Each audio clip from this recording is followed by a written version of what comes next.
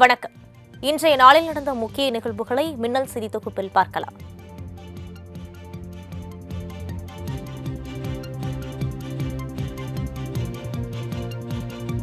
Madurai tungsten சுரங்கத்திற்கு எதிரான தனி தீர்மானம் சட்டப்பேரவையில் நிறைவேறியது. இந்த தனி தீர்மானத்தை அவை முன்னவரும் நீர்வளத்துறை அமைச்சருமான துரைமுருகன் முன்மொழிந்தார். இதில் மாநில அரசின் அனுமதியின்றி மத்திய அரசு எந்தவொரு சுரங்கம் அமைக்கவும் உரிமம் வழங்கக்கூடாது என வலியுறுத்தப்பட்டது. இதனைத் தொடர்ந்து முதலமைச்சருக்கும் எடப்பாடி பழனிசாமிக்கும் இடையே காரசார விவாதம் நடைபெற்றது. பின்னர் இந்த தனி தீர்மானத்திற்கு அதிமுக ஆதரவு அளித்தது.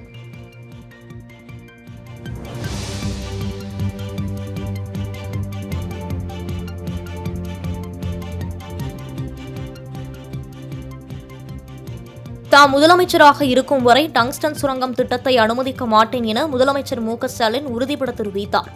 சட்டப்பேரவையில் பேசிய அவர் மாநில அரசு இதற்கு அனுமதி கொடுக்காது எனவும் அவர் திட்டவட்டமாக தெரிவித்தார். தொடர்ந்து இந்த திட்டத்திற்கு திமுக அரசு எதிர்ப்பு தெரிவித்து வருவதாக குறிப்பிட்ட அவர், டங்ஸ்டன் சுரங்கம் மீறி வந்தால் நான் முதலமைச்சர் பொறுப்பில் இருக்க மாட்டேன் என கூறினார்.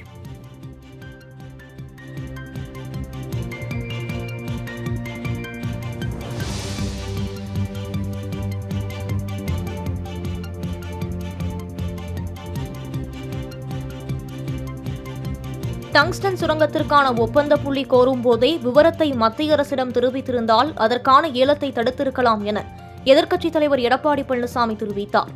சட்டப்பேரவையில் பேசிய அவர், இது தொடர்பாக திமுக எம்பிக்கள் மத்திய அரசுக்கு அழுத்தம் கொடுக்கவில்லை என குற்றம் சாட்டினார். மாநிலத்தின் உரிமை பறிபோகும் போது திமுக எம்பிக்கள் அவையை ஒத்திவைக்கும் அளவுக்கு அழுத்தம் கொடுத்திருக்க வேண்டும் எனவும் அவர் தெரிவித்தார்.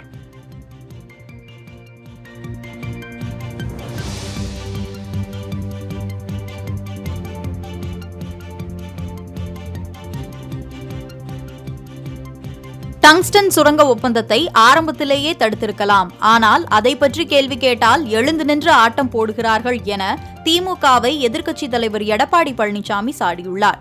சட்டப்பேரவையில் டங்ஸ்டன் சுரங்கத்திற்கு எதிராக தீர்மானம் நிறைவேற்றப்பட்டதை தொடர்ந்து செய்தியாளர்களிடம் பேசிய அவர், தமிழக மக்கள் பாதிக்கக்கூடிய எந்த திட்டமாக இருந்தாலும் அதனை அதிமுக எதிர்க்கும் என்றார். நானும் பலமுறை பேசிக்கிட்டேன். நாங்கள் தான் பேசவே விட மாட்டேங்கிறாங்களே. எந்திரிச்சு ஆட்டம் போடுறாரு. அப்படியே டங்கு புக்குன்னு ஆடுறாரு நீர்வளத்துறை அமைச்சர். பார்த்தீங்கல்ல, தொலைக்காட்சியில் பார்த்துருப்பீங்கள. ஆக இதை அவர்கள் செய்த தவறை மறைப்பதற்கு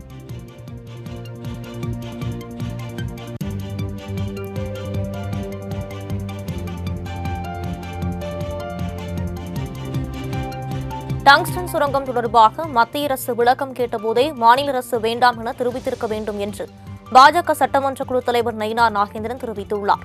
டங்ஸ்டன் சுரங்கத்திற்கு எதிரான தீர்மான விவாதத்தில் பேசிய அவர், டங்ஸ்டன் சுரங்க விவகாரத்தில் பல மாதங்களுக்கு பின்னர்தான் முதலமைச்சர் கடிதம் எழுதுகிறார் என குற்றம் சாட்டினார். மேலும் இந்த விவகாரத்தில் மத்திய அரசு துரோகம் இழைத்தது போல் பேச வேண்டாம் என கூறிய அவர், தமிழக அரசு இதை முன்கூட்டியே தடுத்திருக்கலாம் என தெரிவித்தார்.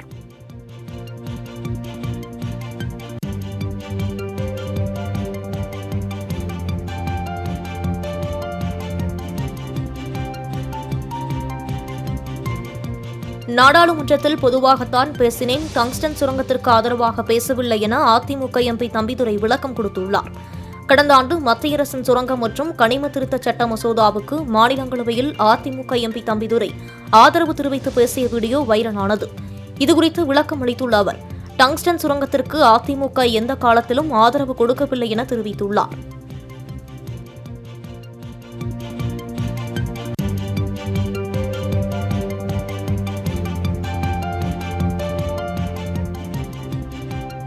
மதுரை மாவட்டம் மேலூர் அருகே டங்ஸ்டன் கனிமம் வெட்டியெடுக்கும் அனுமதியை ரத்து செய்ய வலியுறுத்தி சட்டமன்ற கூட்டத்தொடரில் தனி தீர்மானம் நிறைவேற்றப்பட்டுள்ளதை அப்பகுதி மக்கள் மகிழ்ச்சியுடன் வரவேற்றுள்ளனர். பல்லுயிர் சுற்றுச்சூழல் தலமாக அறிவிக்கப்பட்ட அரிட்டாப்பட்டியில் டங்ஸ்டன் கனிமம் எடுக்க சுரங்கம் அமைப்பதற்காக மத்திய அரசு அனுமதி வழங்கியுள்ளதாக கூறப்படுகிறது. இதனையடுத்து இந்த திட்டத்தை ரத்து செய்ய வலியுறுத்தி சட்டமன்ற கூட்டத்தொடரில் தனி தீர்மானம் நிறைவேற்றப்பட்டுள்ளது. இதற்கு வல்லாளப்பட்டி, அரிட்டாப்பட்டி பொதுமக்கள் வரவேற்பு அளித்த நிலையில் பட்டாசுகள் வெடித்தும் இனிப்பு வழங்கியும் தங்களது மகிழ்ச்சியை வெளிப்படுத்தினர்.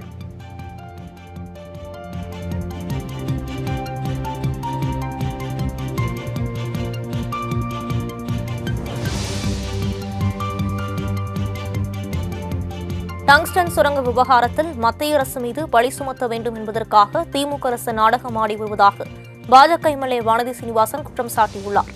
சென்னை தலைமைச் செயலக வளாகத்தில் செய்தியாளர்களிடம் பேசிய அவர், டங்ஸ்டன் சுரங்கம் அமைப்பது தொடர்பாக மத்திய அரசு கருத்து கேட்டபோது திமுக அரசு எந்த எதிர்ப்பும் தெரிவிக்கவில்லை என குறிப்பிட்டார். டங்ஸ்டன் சுரங்க விவகாரத்தில் திமுக அரசு கொண்டு வந்த தனி தீர்மானம் அவர்களின் அலட்சியத்தை மறைப்பதற்காக கொண்டுவரப்பட்டது எனவும் அவர் சாடினார்.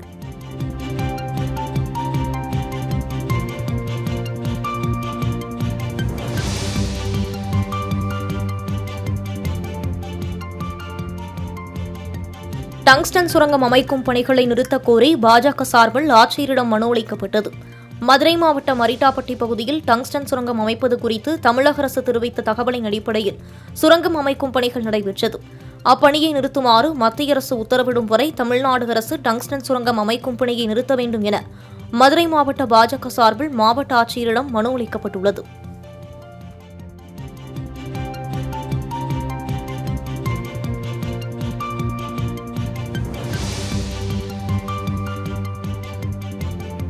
சென்னையில் 309 கோடியில் முடிவுற்ற திட்டப்பணிகள் மற்றும் 17 புதிய திட்டப்பணிகளை துணை முதல்வர் உதயநிதி ஸ்டாலின் தொடங்கி வைத்தார். ரிப்பன் கட்டட வளாகத்தில் நடைபெற்ற நிகழ்ச்சியில் முடிவுற்ற திட்டப்பணிகளை திறந்து வைத்தார். பின்னர் விழாவில் பேசிய அவர், சென்னை வளர்ச்சிக்கு திமுக அரசு எப்போதும் முக்கியத்துவம் அளித்து வருகிறது என தெரிவித்தார். சிங்கார சென்னை 2.0 என்ற திட்டமானது தற்போது சாத்தியப்பட்டு வருகிறது என்றும், ஹாப்பனிங் சிட்டியாக சென்னை மாநகராட்சி மாறி வருகிறது எனவும் உதயநிதி பெருமிதம் தெரிவித்தார்.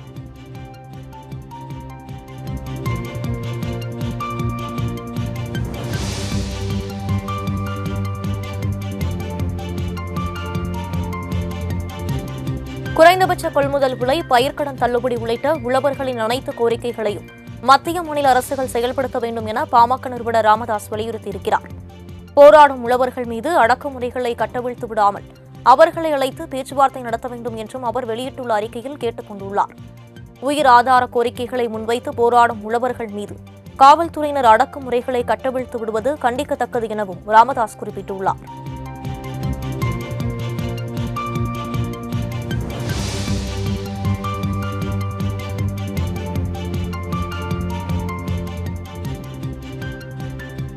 விஜய் நிகழ்ச்சியில் பங்கேற்பது தொடர்பாக திமுக தரப்பிலிருந்து தனக்கு எந்தவொரு அழுத்தமும் இல்லை என விசிக தலைவர் திருமாவளவன் மீண்டும் திட்டவட்டமாக கூறியுள்ளார். சென்னை தலைமைச் செயலகத்தில் முதலமைச்சர் மு.க.ஸ்டாலினை சந்தித்த பின்னர் செய்தியாளர்களிடம் பேசிய அவர், விசிக தாவேக இடையே எந்த மோதலும் இல்லை என தெளிவுபடுத்தினார். ஆதவ் அர்ஜுனா விவகாரம் தொடர்பாக முதலமைச்சரிடம் எதுவும் பேசவில்லை என கூறிய திருமாவளவன், அவசர தேவையின் அடிப்படையில் ஆதவ் அர்ஜுனா மீது நடவடிக்கை எடுக்கப்பட்டுள்ளதாக கூறினார்.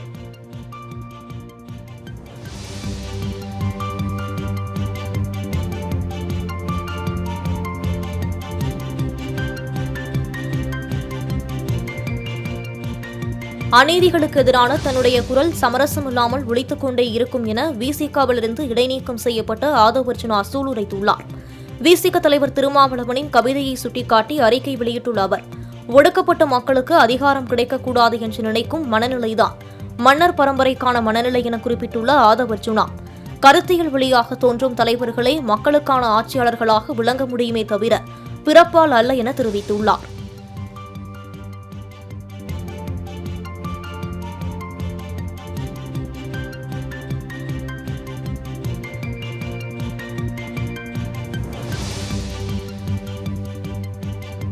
கல்வி நிறுவனம் உள்ளிட்ட எந்த ஒரு நிறுவனத்தாலும் கட்டணம் வசூலித்து நடைபெறும் இசை நிகழ்ச்சி, நாடகம் போன்ற நிகழ்ச்சிகள் மீது கேளிக்கை வரி வசூலிக்கும் வகையில் சட்ட மசோதா தமிழக சட்டப்பேரவையில் அறிமுகம் செய்யப்பட்டுள்ளது. நிகழ்ச்சிகளுக்கான அனுமதி கட்டணம் ஒவ்வொன்றின் மீதும் 10% கேளிக்கை வரி விதிக்கவும் வசூலிக்கவும் உள்ளாட்சி அமைப்புகளுக்கு அதிகாரம் வழங்கும் வகையில் சட்ட திருத்தம் மேற்கொள்ளப்பட்டுள்ளது. இந்த மசோதா நாளை ஆய்வுக்கு எடுத்துக் கொள்ளப்பட்டு நிறைவேற்றப்படும் என எதிர்பார்க்கப்படுகிறது.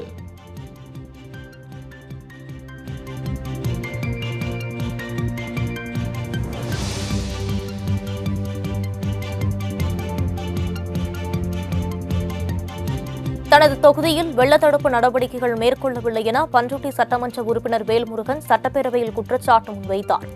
அப்போது குறுக்கிட்டு பேசிய சபாநாயகர் அப்பாவு குற்றச்சாட்டுகளை முன்வைக்க வேண்டாம் எனவும் வேல்முருகன் பேசியது அவை குறிப்பிலிருந்து நீக்கப்படும் என தெரிவித்தார். இது தொடர்பாக மாலை முரசு தொலைக்காட்சிக்கு பேட்டியளித்த வேல்முருகன் தனது தொகுதி மக்களின் பிரச்சினையை பற்றி கேட்டதாகவும் குற்றச்சாட்டை முன்வைக்கவில்லை எனவும் தெரிவித்தார். மேலும் தாம் ஒரு மூத்த உறுப்பினர் எனவும் அவையில் எப்படி நடந்து கொள்ள வேண்டும் என்பது தெரியும் எனவும் சபாநாயகருக்கு பதிலடி கொடுத்தார்.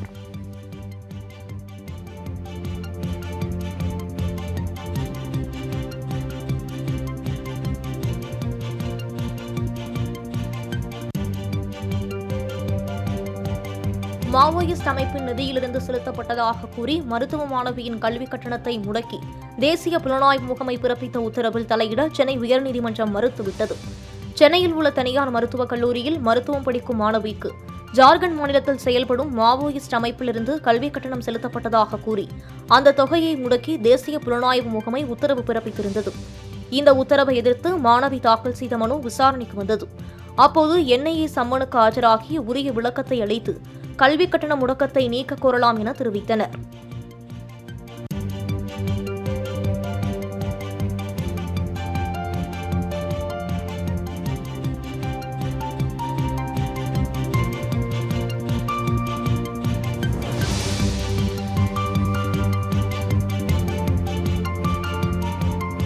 நீதிமன்றங்கள் ஜாமீன் வழங்கிய 7 நாட்களில் கைதிகள் சிறைகளிலிருந்து விடுதலையாவதை உறுதி செய்ய வேண்டும் என சட்டப்பணிகள் ஆணைக்குழுவுக்கு சென்னை உயர்நீதிமன்றம் உத்தரவிட்டுள்ளது. குற்ற வழக்குகளில் கைது செய்யப்பட்ட 800க்கும் மேற்பட்டவர்கள் ஜாமீன் கிடைத்தும் பிணைத்தொகை செலுத்த முடியாமல் சிறைகளில் அடைக்கப்பட்டுள்ளதாக பத்திரிகையில் வெளியான செய்தியின் அடிப்படையில் சென்னை உயர்நீதிமன்றம் தாமாக முன்வந்து வழக்கை விசாரணைக்கு எடுத்துக் கொண்டது. அப்போது கைதிகளை விடுதலை செய்ய என்ன நடவடிக்கைகளை எடுக்கலாம் என்பது குறித்தும் அறிக்கை தாக்கல் செய்ய உயர்நீதிமன்ற தலைமை பதிவாளருக்கும் மாநில சட்டப்பணிகள் ஆணைக்குழு உறுப்பினர் செயலருக்கும் உத்தரவிட்டனர்.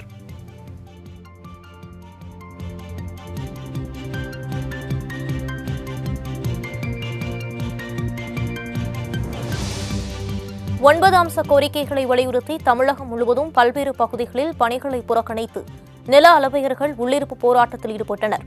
அந்த வகையில் செங்கல்பட்டு மாவட்டம் தாம்பரத்தில் நடைபெற்ற போராட்டத்தால் பணிகள் பாதிக்கப்பட்டன. இதேபோல் திருவாரூர், தேனி, நெல்லை உள்ளிட்ட மாவட்டங்களிலும் இந்த போராட்டம் நடைபெற்றது.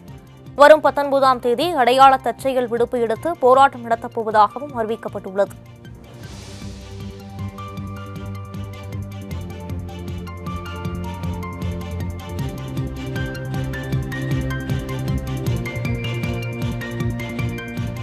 துணை முதலமைச்சர் உதயநிதி ஸ்டாலின் கைவினை கலைஞர்களின் வாழ்வாதாரத்தை சீர்குலைக்க முயற்சிக்க வேண்டாம் என முன்னாள் ஆளுநர் தமிழிசை தெரிவித்துள்ளார். மத்திய அரசின் விஸ்வகர்மா திட்டத்தை குலக்கல்வி திட்டம் என உதயநிதி ஸ்டாலின் விமர்சித்திருந்தார். இதற்கு பதிலளிக்கும் வகையில் அறிக்கை வெளியிட்டுள்ள தமிழிசை, விஸ்வகர்மா திட்டத்தை தவறான புரிதலோடு குலக்கல்வி என்று பழைய கஞ்சியை புது மந்தையில் போட்டு மீண்டும் கைவினை கலைஞர்களின் வாழ்வாதாரத்தை சீர்குலைக்க முனைய வேண்டாம் என கேட்டுக் கொண்டுள்ளார்.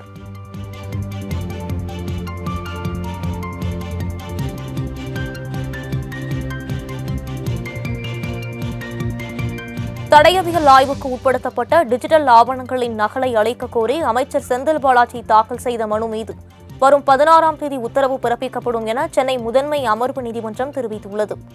அமைச்சர் செந்தில் பாலாஜிக்கு எதிரான சட்டவிரோத பணப்பரிமாற்ற தடை சட்டத்தின் கீழ் அமலாக்கத்துறை பதிவு செய்த வழக்கு சென்னை முதன்மை அமர்வு நீதிமன்ற நீதிபதி எஸ். கார்த்திகேயன் முன்பு விசாரணைக்கு வந்தது.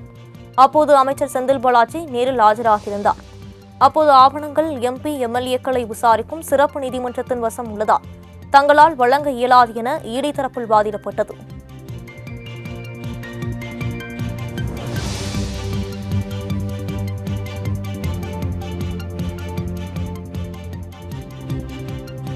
கல்வியாண்டு தொடங்கி 6 மாதங்கள் ஆகியும் தமிழகம் முழுவதும் உள்ள அங்கன்வாடி பள்ளி குழந்தைகளுக்கான சீருடைகளும் பயிற்சி புத்தகங்களும் இன்னும் வழங்கப்படவில்லை என்று பாஜக மாநில தலைவர் அண்ணாமலை குற்றம் சாட்டியிருக்கிறார். தமிழகத்தில் பணியாற்றும் சத்துணவு மற்றும் அங்கன்வாடி ஊழியர்களை அரசு பணியாளர்களாக பணியமர்த்தி காலமுறை ஊதியம் வழங்கப்படும் என்ற வாக்குறுதி குறித்து திமுக அரசு கண்டுகொள்ளாமல் இருப்பதோடு காலி பணியிடங்களை நிரப்பாமல் ஊழியர்கள் மீது பணிச்சுமையை திணித்துக் கொண்டிருக்கிறது எனவும் அண்ணாமலை வெளியிட்டுள்ள அறிக்கையில் சாடியிருக்கிறார். திமுக அரசின் அலட்சியத்தால் பள்ளிக்கல்வி கற்றலில் குழந்தைகள் பின்தங்க வாய்ப்பு இருக்கிறது எனவும் தெரிவித்துள்ளார்.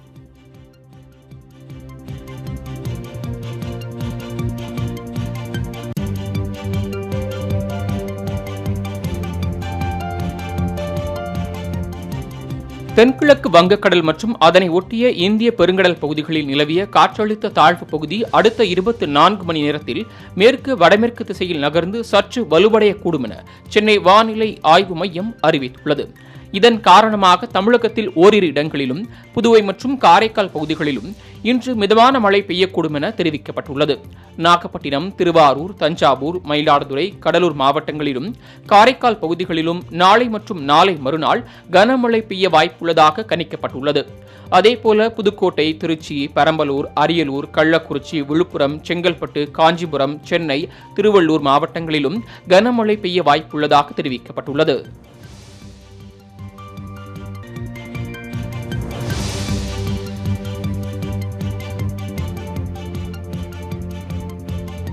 அதானி விவகாரம் தொடர்பாக நாடாளுமன்ற வளாகத்தில் காங்கிரஸ் உள்ளிட்ட கூட்டணி கட்சி எம்பிக்கள் மோடி, அதானி போன்ற முகமூடிகளை அணிந்தபடியும் கையில் ஏந்தியபடியும் ஆர்ப்பாட்டத்தில் ஈடுபட்டனர்.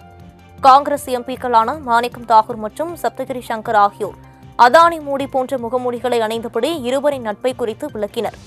அப்போது ராகுல் காந்தி அவர்களிடம் கேள்வி கேட்க, அதற்கு அதானி முகமூடி அணிந்திருந்த எம்பி, நான் எது சொன்னாலும் இவர் சொல்வார் என மோடி முகமூடி அணிந்திருந்த எம்பியை அரவணைத்தபடி கூறினார்.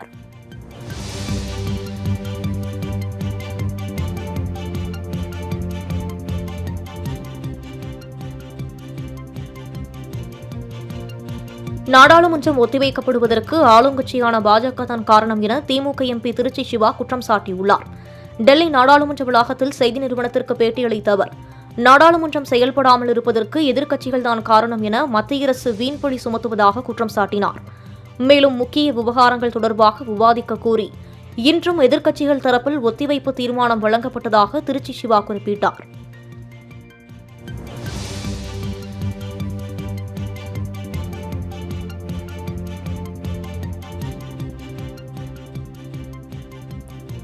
கடந்த 10 ஆண்டுகளில் இந்தியாவின் பொருளாதாரமும் ஏற்றுமதியும் 2 மடங்கு அதிகரித்துள்ளதாக பிரதமர் மோடி பெருமிதம் தெரிவித்துள்ளார். ராஜஸ்தானில் உலகளாவிய முதலீட்டு மாநாட்டை தலைநகர் ஜெய்ப்பூரில் பிரதமர் மோடி தொடங்கி வைத்தார். பின்னர் பேசிய அவர், நாட்டின் சுதந்திரத்திற்கு பின் 70 ஆண்டுகளில் தான் 11வது பொருளாதார நாடாக இந்தியா உயர்ந்ததாகவும், ஆனால் கடந்த 10 ஆண்டுகளில் 5வது மிகப்பெரிய பொருளாதாரம் கொண்ட நாடாக இந்தியா வளர்ந்திருப்பதாகவும் கூறினார்.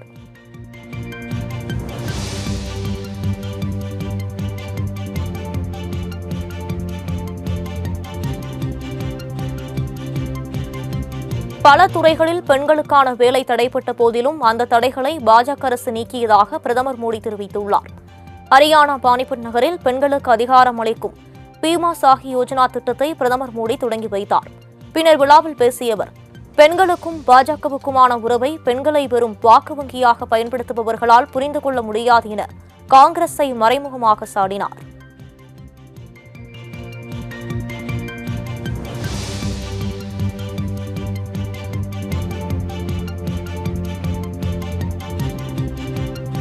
மாநிலங்களவை தலைவர் ஜெகதீப் தன்கர் மீது நம்பிக்கையில்லா தீர்மானம் கொண்டுவர இந்தியா கூட்டணி முடிவு செய்துள்ளது. மாநிலங்களவை தலைவர் ஜெகதீப் தன்கர் ஒருதலைபட்சமாக செயல்படுவதாக கூறி அவருக்கு எதிராக நம்பிக்கையில்லா தீர்மானம் கொண்டுவர முடிவு என தகவல் வெளியாகியுள்ளது. மேலும் அமெரிக்காவின் ஜார்ஜ் சோரோஸ் அமைப்புகளுடன் சோனியா காந்திக்கு தொடர்பு என பாஜக குற்றம் சாட்டியுள்ளது. இதுகுறித்து விவாதம் நடத்த வேண்டும் என மாநிலங்களவையில் வலியுறுத்திய பாஜகவுக்கு எதிர்க்கட்சிகள் ஆட்சேபம் தெரிவித்து அமளியில் ஈடுபட்டது குறிப்பிடத்தக்கது.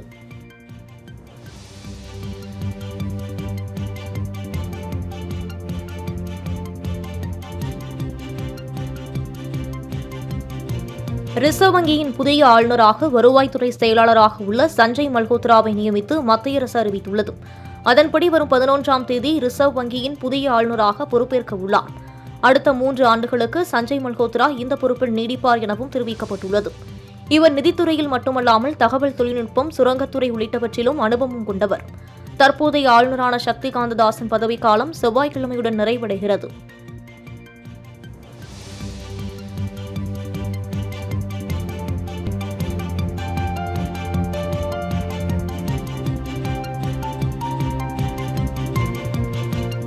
இமாச்சல பிரதேசத்தில் நிலவிய அடர் பனிமூட்டத்தால் பொதுமக்களின் இயல்பு வாழ்க்கை பாதிக்கப்பட்டுள்ளது. இமாச்சல பிரதேசம், ஷிம்லா மற்றும் அதை ஒட்டிய நகரங்களான குஃப்ரி மற்றும் ஃபாகுவில் பகுதிகளில் அடர்ந்த பனிமூட்டம் நிலவியது. இந்த நிலையில் லாஹவுல் மற்றும் ஸ்பித்தி மாவட்டங்களின் உயரமான பகுதிகளில் இடைவிடாத பனிப்பொழிவால் பள்ளத்தாக்குகள் முழுவதுமாக பனிக்கட்டிகள் சூழ்ந்தன. இதன் காரணமாக பொதுமக்களின் இயல்பு வாழ்க்கையும் முற்றிலுமாக பாதிக்கப்பட்டது.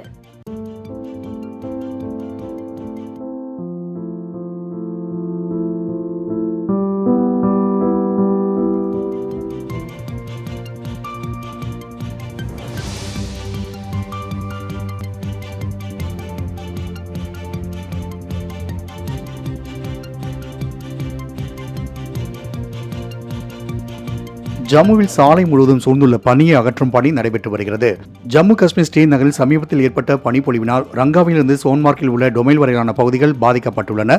இதன் காரணமாக பொதுமக்கள் மற்றும் வாகன ஓட்டிகள் கடும் அவதிக்குள்ளாகியுள்ளனர். இந்த நிலையில் சாலையில் இருந்த பனி அகற்ற கனரக இயந்திரங்களை கொண்டு அதிகாரிகள் தீவிர பணியில் ஈடுபட்டுள்ளனர்.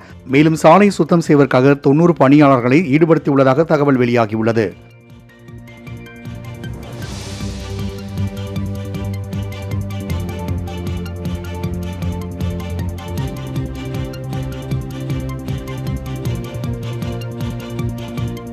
இருபது வேட்பாளர்களை கொண்ட டெல்லி சட்டமன்ற தேர்தலுக்கான 2ஆம் கட்ட வேட்பாளர்கள் பட்டியலை ஆம் ஆத்மி கட்சி வெளியிட்டுள்ளது. இதில் 18 புதுமுக வேட்பாளர்களுக்கு வாய்ப்பு வழங்கப்பட்டுள்ளது. அம்மாநில முன்னாள் துணை முதலமைச்சர் மணீஷ் சிசோடியா இம்முறை ஜங்புரா தொகுதியில் களமிறக்கப்பட்டுள்ளார். முன்னதாக கடந்த மாதம் 11 பேர் கொண்ட முதற்கட்ட வேட்பாளர்கள் பட்டியலை ஆம் ஆத்மி வெளியிட்டிருந்தது. 70 சட்டமன்ற தொகுதிகளை கொண்ட டெல்லிக்கு அடுத்த ஆண்டு ஜனவரி மாதம் தேர்தல் நடைபெறுவது குறிப்பிடத்தக்கது.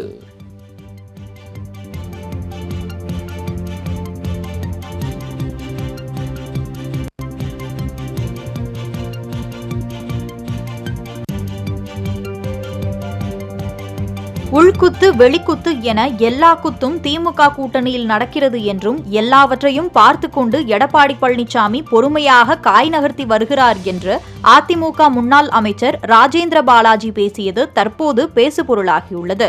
விருதுநகரில் நடந்த அதிமுக நிர்வாகிகளின் ஆலோசனை கூட்டத்தில் இவ்வாறு கூறியிருக்கிறார். மேலும் 2026 தேர்தலில் எடப்பாடி பழனிசாமி முதல்வராவதை எந்த கொம்பனாலும் தடுக்க முடியாது என்றார்.